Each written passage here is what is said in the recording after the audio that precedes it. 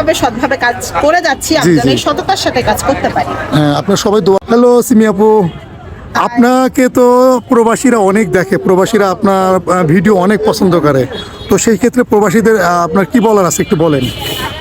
প্রবাসী ভাইয়ারা হচ্ছে তো এমনি দেশে তাদের পরিবার রেখে বিদেশে থাকে, বছরের পর বছর কষ্ট করে অনেক তারা। জি, তো এই যে তারা কষ্টের পর আইসা মোবাইলটা হাতে নিয়ে, হ্যাঁ আগে মনে হয় ফ্যামিলিকে সময় দিত যে না ঘন্টার পর ঘন্টা একটু ফ্যামিলির সাথে কথা বলে ভিডিও কলে, এখন মনে হয় মোবাইলটা হাতে সিমি আপু কোথায়, সিমি কোথায়? হাতে নিয়ে মনে হয় যে শুধু ফেসবুকে ঢুকলেই শুধু সিমি আপু কেক আপনি সিমি আপু ছাড়া আর আরে এটা তো একটা ভালোবাসা, এই ভালোবাসা কয়জন ভাগ্যে জোটে? তারা আসলে আমাকে অনেক ভালোবাসে, তার প্রমাণ আমি অনেকবারই পেয়েছি।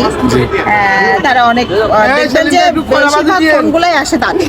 আচ্ছা, তো তাদের অনেক শুভকামনা, তাদের অনেক ভালোবাসা তাদের প্রতি আমাদের।